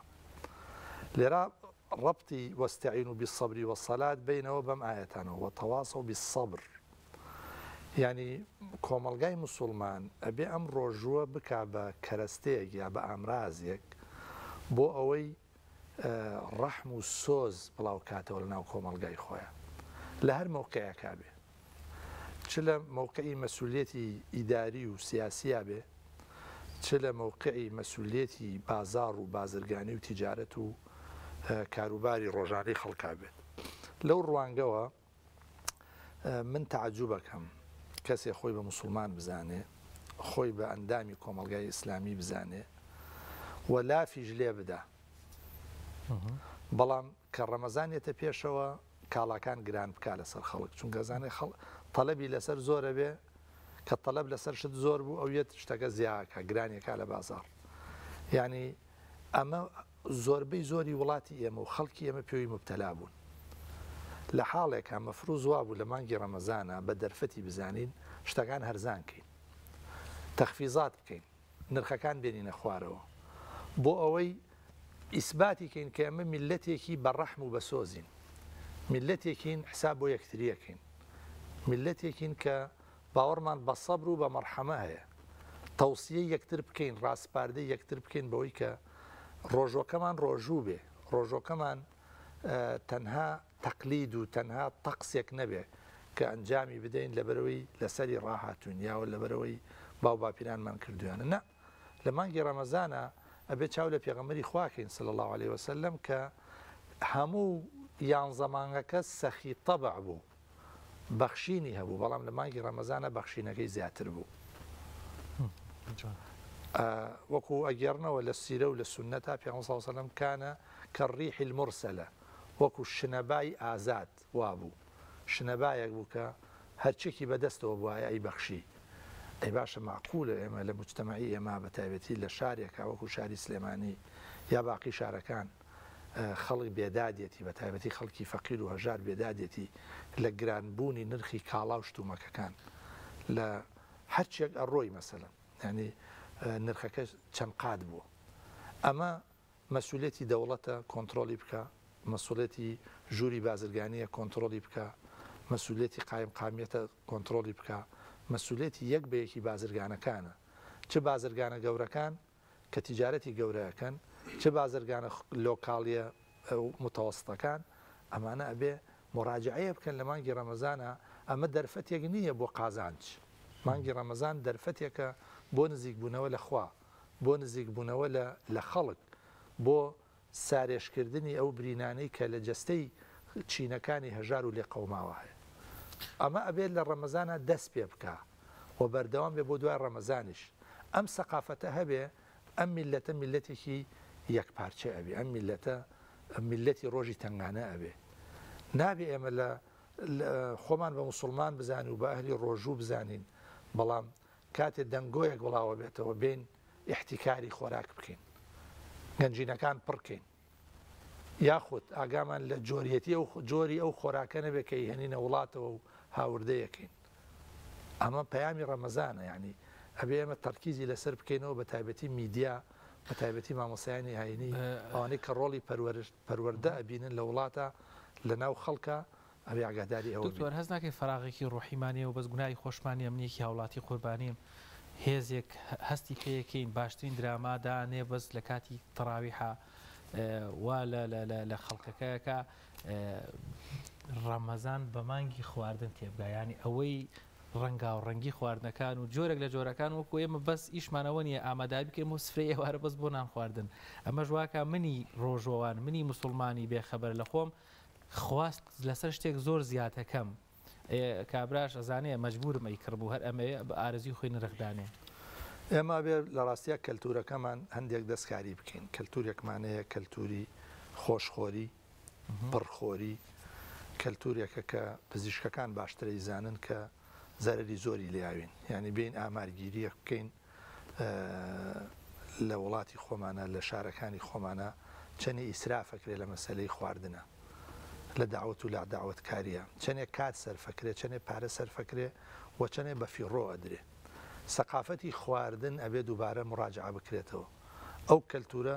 ئەرکی بە دەرەجەیەکەم پزیشکەکانە ئەرکی ئەوانەیە کە ئەهلی پەروەردەن وەلا لە مناڵیەوە ئینسان پەروەردە بکرێ من جارێکیان بە خزمەتی مامۆسایە گەشتم تەمەنی نزیکەی لە 85 وەرە ژوور بوو حەز ناکەم ناوی ببەم هەرچەند زۆر ڕێز و حورمەتم بۆی هەیە لێم تعجبمان کرد ینی بەو تەمەنەوەی هێشتا گەنجە پرسیارمان لێ کرد ئەویش لە وەڵامە فەرمووی من لە خێزانێکا پەروەردە بووم کە وا پەروەردەکراوین هەڵپەمان بۆ خواردن نەبێ وە پڕخۆری نەکەین و پێش تێر خواردن دەست هەڵگیری یعنی ئەم سەقافەتە سەقافەتی ئەنبیایە لە ڕاستیە سەقافەتی ڕەمەزانە دەرهاویشتەی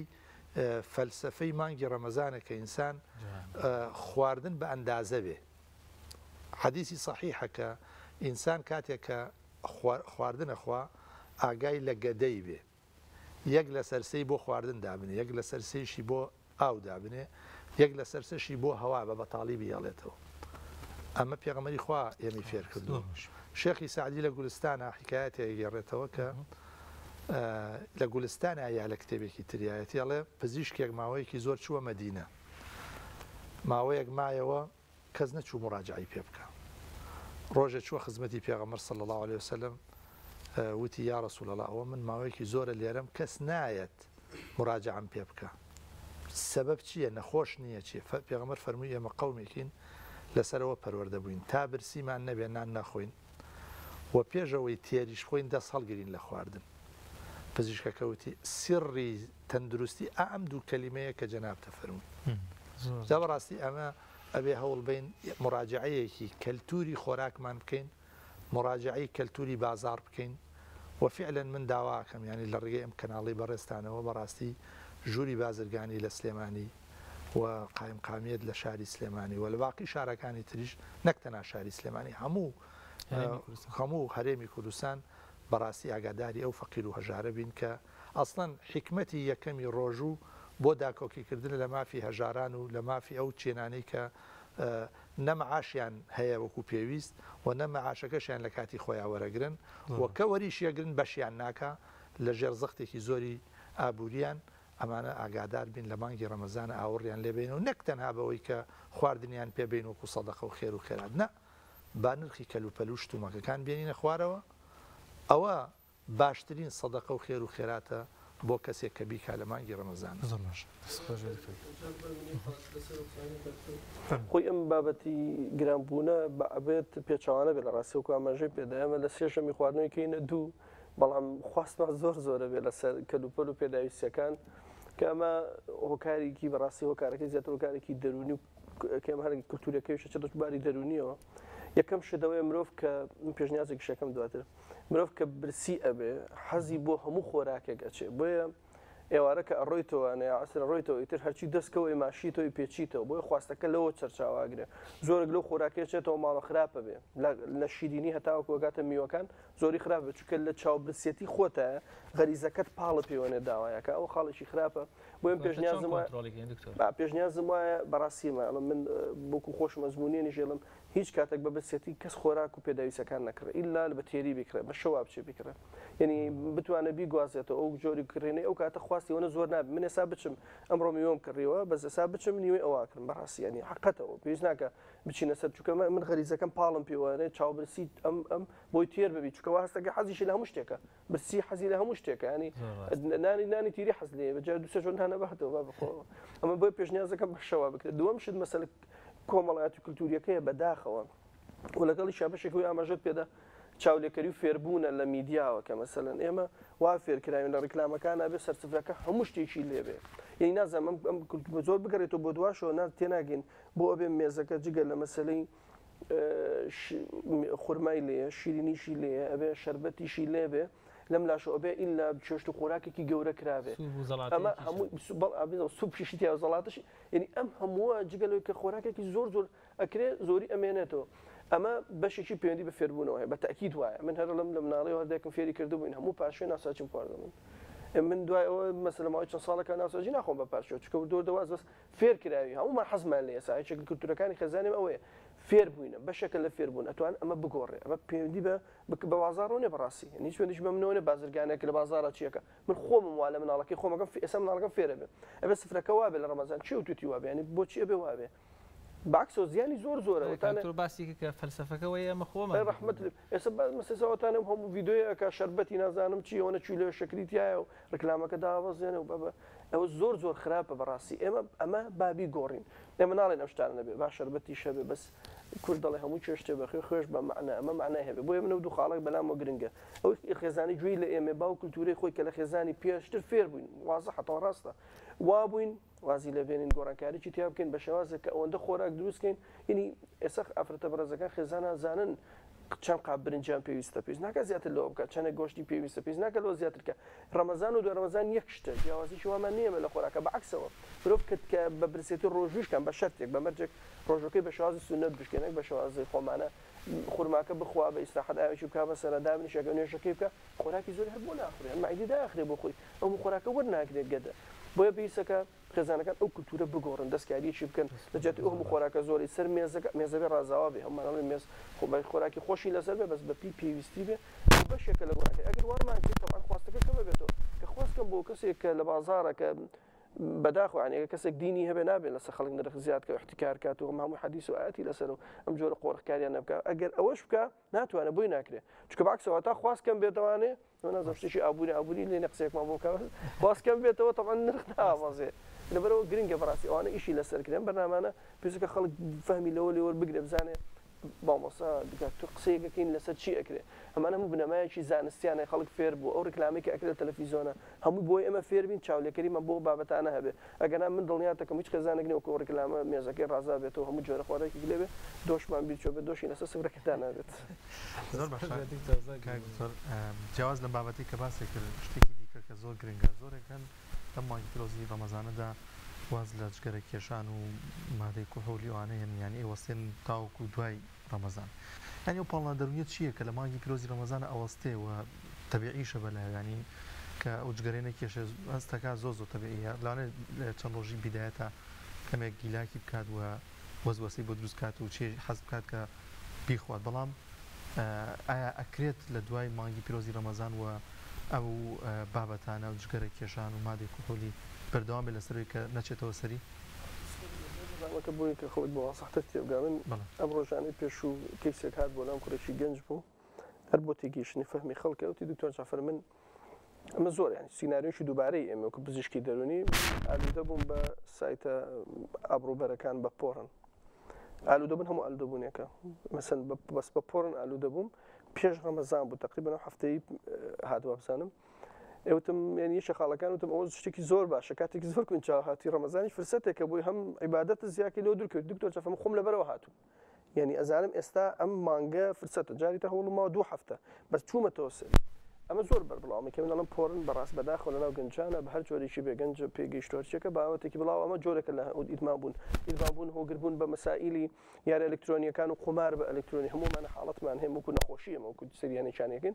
جگەلەوەی کە ئەمەژت پێدا ئەمە چونکە ئالوودەبوون دوو جۆرە بۆی ئاماژم پێدا ئالوودەبوونی ڕەفتاریمان هەیە وەکو وتم بەم بابەتی سێرکردنی و سایتانە یا مەسائیلی قمار بابەتیش ئالوودەبوونی مەوادمان هەیە وەکو مەی و جگەر و ئەوانە یەکێک لە هۆکارەکانی ئەوەیە کە کەسەکە ئێمە ڕەمەزان واتە مانگی کۆنتڕۆلکردنی خودی خۆت ئیرادە بەهێزە بێتیایە ئێمە لێرە مرۆڤ بتوانێت ینی پێویستنی شت بۆ مرۆڤ لە ژیانە هەوایە لەگەڵ خۆراکە ئەمانە بۆمانەوەی جستەی دەروون جستەی ئینسان پێویستی پێ تۆ ئەتوانی واز لە خۆراکەکە بێنی واز لە خواردنەکە بێنی بەهێزترین غەریزە لە مرۆڤە غەریزەی شەهەوات و جنسە ئەتوانێت کۆنتڕۆلی کە و نیکە جا چی مادەیەکی ترکە جگەرەیەکە کە شتێکە کە وەکو زۆرجان وەکو ئەکسسوارات بەکارێ وەکو خۆشی و چێژێکی تایبەتی بۆیە زیاتر ئەتوانە کۆنتڕۆلی ئەو ڕفتارە هەڵسوکۆتەیەکە ئەو کاتێک ئەتوانێت ئەمە کۆنتڕۆلکە ئەوەشی پێکرێت ئەمە خاڵێکی زۆر گرنگە پاشە ڕەمەزان دەرفەتێکی زۆر گەورەی بۆ کەسانی ئالوودە بوون یعنی مانگێک ئەگەر بەس هەندێک هەیە بەڕاستی قورس ئالوودە بوون بەوە حەل نابێ بەس بڵێ بڕیار بدا چونکە مە سێق و چەند قۆناغێکمانەیە بۆ گۆڕانکاری یەکەم قۆناغی هەستکردنە دوم قۆناغی ئەوەیە کە ئەزانێ ئەمە زەرەری لە قۆناغی سێم قۆناغی ئامادەکاریە لە ڕەمەزان ئەتوان ئامادەکاریکەن بە هاوکاری کەسێک زۆرێکیان ڕزگاریانە بێ بەڕاستی چەند کەسێ لەم مانگای وازی لە جگەرە هێنا وازی لە مەشروب نەواز لە ماوەی هۆشبەر هێناوە وازی لە جۆرەکتری هۆگربوون هێناوە هۆکارەکەی ئەوەیە ئەم مانگە 30 ڕۆژە تەرفەتێکی زۆر گەورەیە 30 ڕۆژ مرۆڤ بتوانێت هەندێک یاسامان هەیە چەندە زۆر بنەمای زانستی 100% نێبەزانە ئەگەر مرۆڤ بتوانێت بە ماوەی 28 ڕۆژ ڕفتارێکی خۆی بگۆڕێ ئەتوانێت ئیدامە بە بەو گۆڕانکارە لە ژیانی خۆیە ئێمە هەر باسی من ناکەین لە گۆڕانکارە زۆرشتی ترمان نتوانین بیگۆڕین لە خۆمانە بۆیە بەڵێ ئەوە دەرفەتێکی زۆر گەورە و زۆرێکم بە دەرفەتی بینن و پاشان بۆ گوتم بۆ خۆشی هەست بەوا کاتوانێت کۆنتڕۆلی ئەو ڕفتارێکە پاشە پاڵپشتێکیشی هەیە پاڵپشتی هەیە بۆ دەرفەتەکانی ئێمە چەندێک جاران لە کورداواری خۆماناڵێ گەر واز بێنە لە جگەرە بڕۆک لە بڕۆشە خۆبەوەی بۆ مەشغوڵ بی ینی ئەمەش جۆرێکی ترە لە جیاتیوین بە جگەرە و مەشروب و بە مادەوەشەکە مەشغوڵ بێ چه مەشغوڵی چێ بێ مەشغوڵی ڕۆژوو بەڕاستی عیبادەت و پەرستش و شەوتەراویح و یعنی کاتێکی زۆر کەمیێمێنێتەوە بۆی خەریکەوە بە بابەت ئەو ڕفتار ئەو هەڵسوکەوتانە بێ بەمەرجە کەسە پشتیوانی کە ئەو کە باس کرا خێزان لەگەڵ یا بە دەستی بگرێ هاوکاری بکات زۆریشان ڕزگارە نەبێت لەو بابەتە بۆیە هەموو لایەنەکەن دەرفەتێک بۆ مرۆڤەکە قۆزێتەوە کە لەم مادەیە لەم مەوادە ڕزگاری بێ مەسەن کەسێکمان هەیە کە مەشروب بۆچی مەشروب بخوات ینی بەشێک لە خەڵکی کە هۆگر بۆ ئالوودە بووە یا خراپ بەکارێنێ بەڕاستی پەیوەندی بۆ مەسەن گرفتێکی دەرونی هەیە خەوی لە ناکەوێت بێتاقەتە دڵە ڕاوکەی هەیە بەشێکی بە چارەسەریەوە بەکارێنێ ئەوێ بخەوێ ینی زۆر جار مەشروبەکەم خۆم لێ ناکەوێت ڕاستی شەکە لە حقەتە مناڵم بیخواتە شتێکی شتێکی خراپە مەشروب حرامەوە جگەل لە ڕوتە دووسەکە هەزاران زیانی هەیە بەس ئەیخواتە بۆی ئەوە بێ بەس کاتێک کە ڕەمەزانیە ئەو دەرفەتی نامێنێ ئاسوودەیە مەشغوڵە بێ هیلاکە بێ خەوی لێکە بۆی گۆڕانکاری تیا دروستە بێ ئەتوانە زیاتر کۆنتڕۆلی خودی خۆی کە وەگوتم یەکێک لە ئامانجە سەرچەکان و خاڵە گرنگەکان لە ڕۆژوە بەڕاستی کە ئێمە زۆر سوودی لێ بینین مەسەلەی کۆنتڕۆلکردنی خودی مرۆڤ خۆیەتی جا وەگوتم ئەمە وەکو لایەنی تر بین ئێمە زۆر خۆ هەیەتوانین بیگۆڕین جگەلەوە مەسەلەن ئەمە کەسێک تۆڕەیە کەسێکمان هەیە واسواس ڕفتاری نەخۆشینە ینی تۆز واسواسە کەسێکمانێت گەمێک ترسی لە دڵایە کەسێکمانەیە مەسەرەن کەسێکی گۆشەگیرە زۆر جار ئەڵێن ئامە دەرفەتەکەی گۆڕانکاری چونکە گۆڕانکاری ئەبەوە ئەکرێ بەمەجێک وە گوتم ئاماژەم پێداوێت بڕیاری بۆ بە لەوانەیە بەتەنیا نەتوانێت بەس بێ کەسێک هاوکاری کە دەستی بگرێ ڕزگاری ئەکات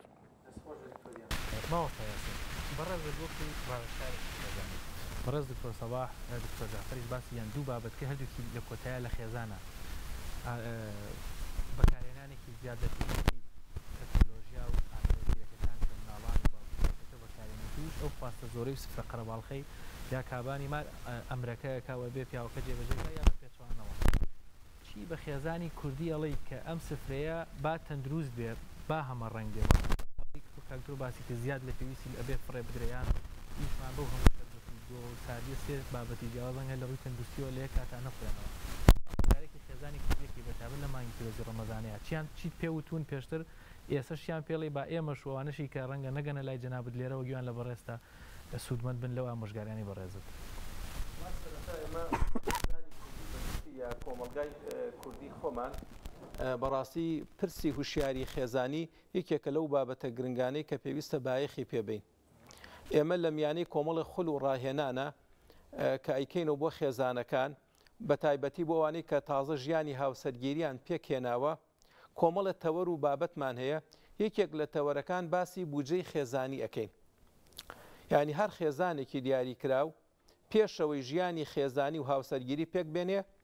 ئەزانێت کە بودجەیەکی دیاریکراوی هەیە، موچەیەکی دیاریکراوی هەیە، یان داهاتێکی دیاریکراوی مەزەندەکراوی هەیە.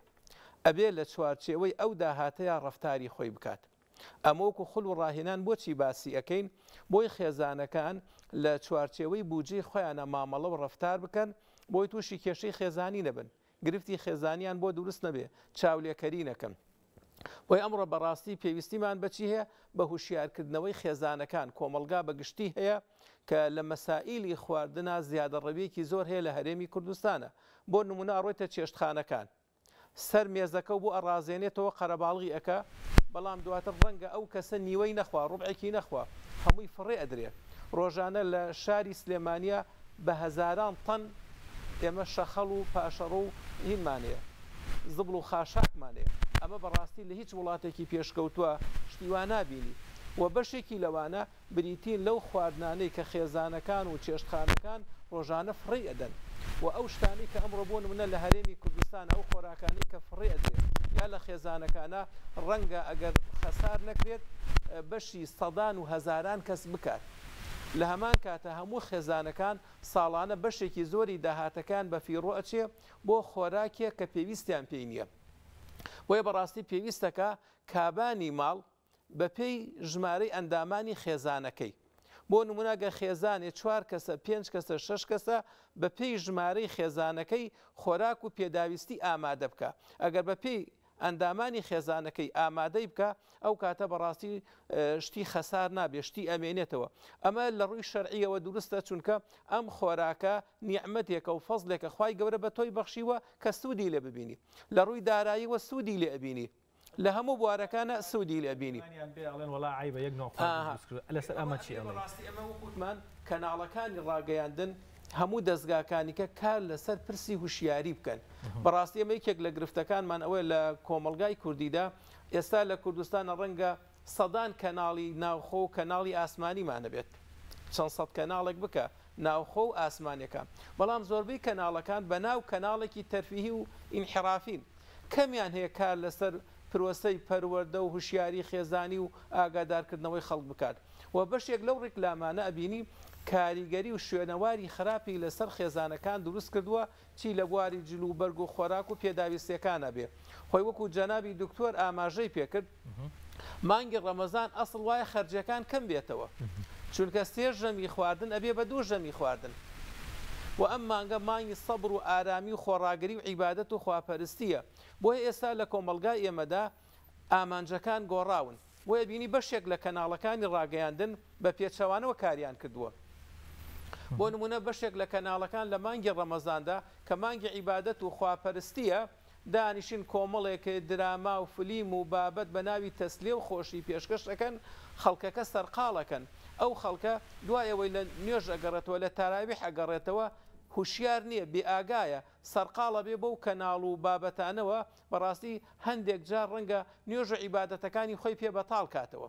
بۆیە بەڕاستی پرسی هوشیاری خێزانی ئەبێ کەناڵەکان دەستگاکان ئەرکی حکوومەتە. بەڕاستی حکوومەت چۆن لە بوارەکانی کا کەم تەرخەمی و فەرامۆشی زۆریە، لەم بوارەشی کێکە لەو بوارانی کە بەڕاستی کەم تەرخەمی زۆر هەیە لە دام و دەستگا فەرمیەکانی حکوومەتە سەبارەت بەم پرسە و بابەتانە. بۆیە بەڕاستی ئەبێ مەسائیلی سفرە و خوانەکان بە پێی پێداویستی کەسەکان بێ و ئەم کلتورە بگۆڕین. بە هەریەک لە ئێمە گەسەردانی چەند وڵاتێکمان کردبێ شوێنێکمان بینی بێ بینیومانە ئەو شوێنانەی کە مەقامێکی بەرزە و داوەتێکی تایە ئەبینی ئەندازەی ئەو خواردنەی کە دای ئەنەن بۆ میوانەکان بۆ کەسەکان ئەندازەیە کە تۆ تێر ئەخۆیت و زیادە ڕەویشی تێدانیە خەساریش نابێت. ماوەستا یاسین بابەتی مۆبایل ئامۆژگاریت بۆ باوکم من دایکە مۆبایلەکە بەکاربێنێ میژە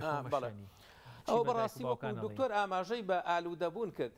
ئالوودەبوون بە تۆڕە کۆمەڵایەتیەکان و یاری ئەلێکترۆنیەکان ئەمە کێشەیەکی زۆر گەورەیە. لە ئاستی کۆمەلگای خۆمانە و لەسەر ئاستی جیهانیشە و بە کێشەیەکی گەورە وە بەڕاستی لە هەموو لایەک پێویستەکە ئیش لەسەر ئەوە بکەین چۆن هوشیاری خێزانی وشیاری تاکەکان زیادکەین کە تۆڕە کۆمەڵایەتیەکان بە ئەندازەی پێویست بەکاربێنین. چونکە لە کۆمەلگادا ئەمڕۆ گرفتەکە ئەوێ خراپ بەکارهێنانی تۆڕە کۆمەڵایەتیەکانە چونکە تۆڕە کۆمەڵایەتیەکان واقعێکن و هەن.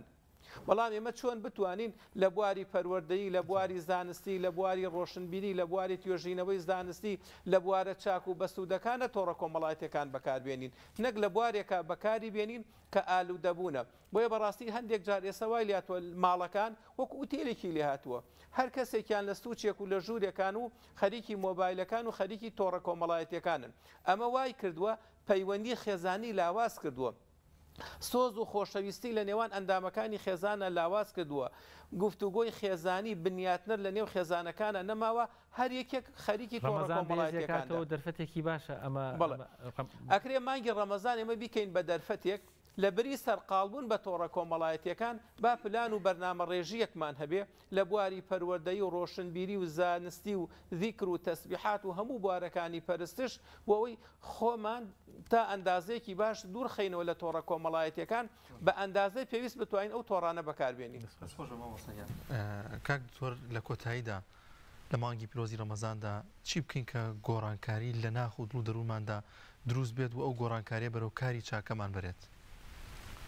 ڕێکارەکان بەڕاستی دیارن یعنی یەکێ لەوانە کە ئەدەبیاتی ئیسلامی و توراسی ئیسلامی تاکیدی لەسەرکاتەوە وابەستەبوونە بە مزگەوت وابەستەبوونە بە جەمعێک.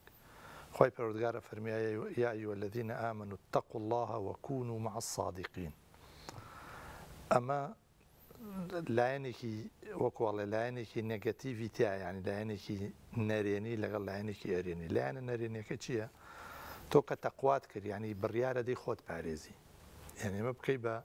شیعارێک لە مانگی ڕەمەزان و بۆ دوای مانگی ڕەمەزانیش کە ئێمە بڕیاری خۆپاراستن دەدەین. یعنی وامەزانە کە دنیا شامی شەریفە وامەزانە کە بەنسبەت تاکەوە بەنسبەت خێزانەوە بەنسبەت میلەتەوە ئێمە هیچ مەترسیەکمان لەسەر نییە. مەجموعە زۆر مەترسیمان لەسرە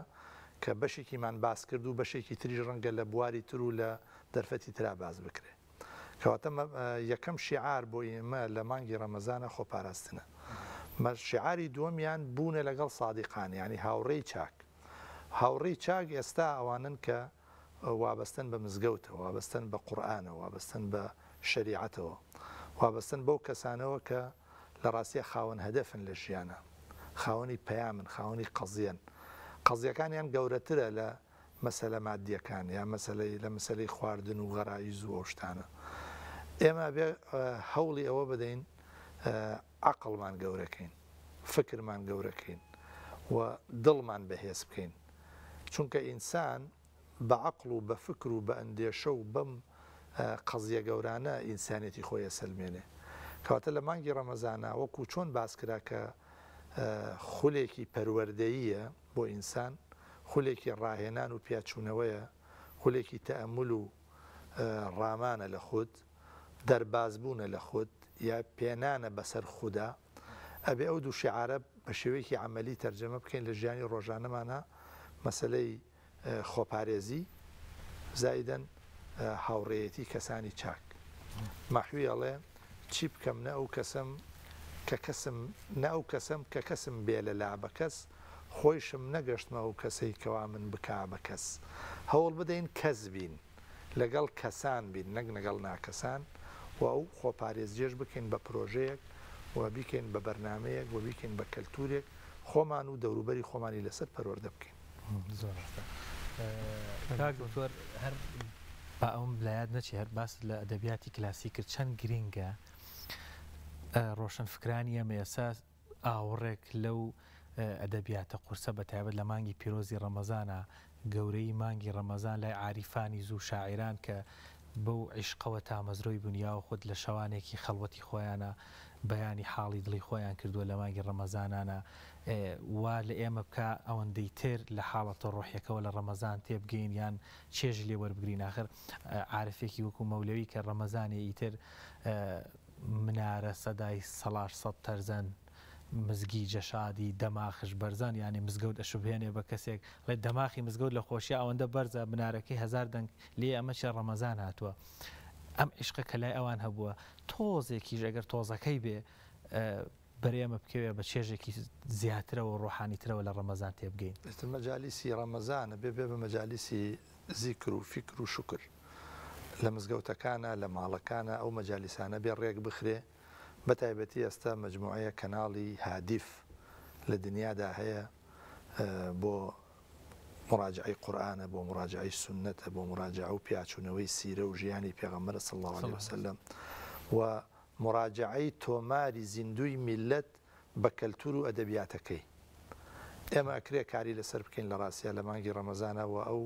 دانیشتنانە ڕێک بخەین ئێوە ژەکو میدیا توانن هاوکار بن بەڕاستی چ لە مزگەوتەکانەوە لە چ ماڵەکانە کار بۆ ئەوە بکرێت دانیشتن بکرێ بۆ پێکەوە بوونەکە ئەو پێکەوە بوونە لە سایی مانگی ڕەمەزانە بەرهەم و ئەنجامێکی باشیە بێ ئینشاءڵڵ. کاک دکتۆر ئەگەر دواوتە دوا پەیامت هەبێت. بەڵێ خۆی ڕەمەزان مانگی پیرۆزە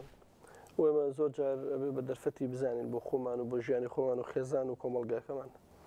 هەندێک شتێ مرۆڤ بیکە بۆی سوودی لێوەربگرێت منم جارەگەڵم ڕۆژووی ڕۆتین نەبێت ڕۆژی ڕۆتین سوودی نییە هەنی هەر دەمبەستنێک بێ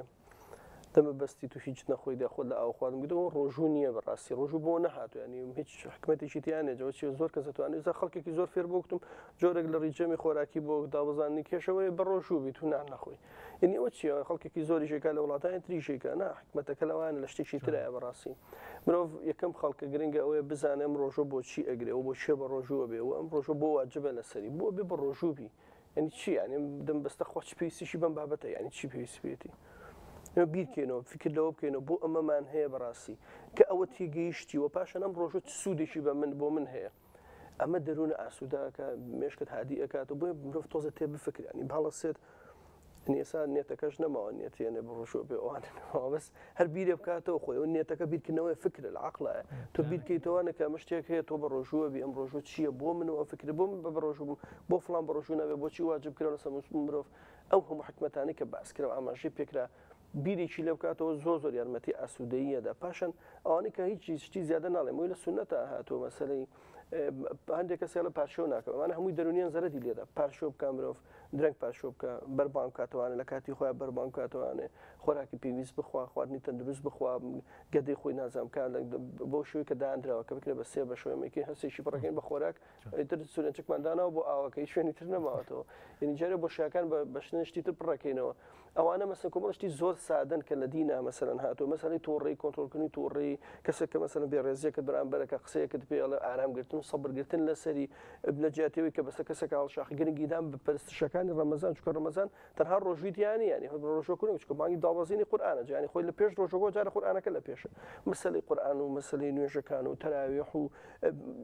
بەشێکی تری مەسەلەی پەیوەندی کۆمەڵایەتی خێزانیەکانە کە مامۆستا ئاماژەی پێدا زۆر گرنگە ئەمانە هەمووی بۆ دەرونی ئینسان ئاسووداکە ئینسان لە مانگی ڕەمەزانە بە فێر بێن لێبوردە بێت چۆن لێبوردەیە بەرامبەر بە خۆی کە خۆی ئەخواتەوانە کۆنتڕۆلی خۆیە کابێت لەو کەسانە ببوورێت کە خراپەیەک هەڵەیەک تاوانێکیان بەرامبەر کردو هەموو ئەمانە ڕەمەزان اینجا ئەمان لە ڕۆژ و سوودی ئەگەر ئەو ڕۆژووی کە بەگشتی مسلمانە بە ڕۆژووە بن بەیانی تا ئەوانە بە ڕۆژووە بێت و هیچ گۆڕانکارێک ڕوونیا بەداخوێن هیچ ڕوونادا بەس نانەکە ناخوانی ئەوڕۆ ناچێت بۆ مەڕام نان بخوا تا هیچی تر نییە گۆڕان ئەوە هیچ سوودێکی نییە بەڕاستیەکەی ڕەمەزانە بێت بەم شێواز و بەم مەفهومەی کە باس کرا کە ئاماژەی بۆ کرا بەدڵنیایی سوودیە بێ بۆ دەرونی ئینسانەکە نەبێت پێچوان بۆ زۆر جار بۆیان قسەیان کرد بەڕاستی خەڵکێک زۆر گوێگە لە جافە قسەتان خۆش خەڵک ئیسفادەی هەیە ڕەمەزان طبعاً ڕەمەزان ئیسفادەی نییە بۆ ڕۆتینە بێ بەس بۆی ئێمە ئێڵن ئیسفادەی لێکا بە دڵنیایی هەر کەسێک بیەوێ بۆ زۆر جار باسەکرێ مەسەلەن وانیە کورد هەر بە ڕۆژوو بنە ئەگەر بۆ حکمت و فەلسەفە بۆ شێوازە دروستە بە ڕۆژووی بە دڵنیایی خۆی کەسەکە لە دوای مانگی ڕەمەزان هەست بە خۆیەکە کە چەندێک گۆڕانکاری تیا ڕوویەوە داوتی خۆی فەرموو بەڵێ لە ڕاستیە مانگی ڕەمەزان دەرفەتێکی زێڕینە خێزانەکان بتوان سوود لەم دەرفەتە وەرگرن لە بواری پەروەردە و پێگەیاندنی نەوەکانیاندا و باوک بتوانێت تەنها ڕۆڵی بەخێوکەر نەبینێ لە خێزانە بەڵێ بەخێوکردن لە ڕووی پێداویستی و دابینکردنی پێداویستی ماڵ ئەرکێکی سەرشانی باوکە بەڵام ئەرکە سەرەکیەکەی بریتە لە پەروەردە و پێگەیاندنی نەوەکانی کوڕەکانی کچەکانی وە ئەم مانگە دەرفەتێکی باشە کە ئینسان پەیوەندیە خێزانی و پەیوەندیە کۆمەڵایەتیەکانی تۆکمە بکە و هەر نیگەرانیەکی هەبێت لەگەڵ خزمان و دۆستان و کەسوکاری خۆیدا بتوانێت ئەم دەرفەتە بەکاربێنێ بە میوانداری و بە سەردانی و بە گفتوگۆکردن بۆی ژیانێکی خێزانی ئاسوودە و سەرکەوتوو بەدەست بێنێت. دەستان خۆش بێ سپاسانەکەی سەباح بەرزنجی مامۆستای زانکۆ وەروها دکتۆر جعفەر عومەر پزیشکی دەرونی و مامۆستای یاسین ئەحمەد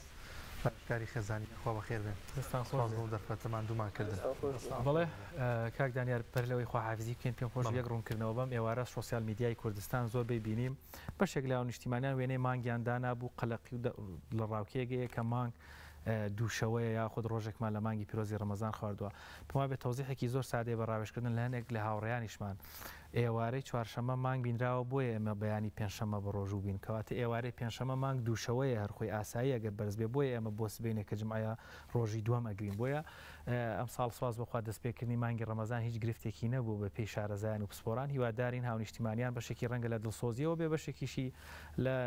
بێخەبەریەوە بێت ئەو شتانە بڵاوەکەن و هیچ مسلمانێک پێویست ناکە قەلەق و ڕابێ دەستپێکیەکی زۆر دروست و شەرعیە ئینشەڵا بە هیوایەوەی کۆتایەکی پرخێر و وەرەکەت بێت و سپاس بۆ میوانەکانیشمان و هاوکارم و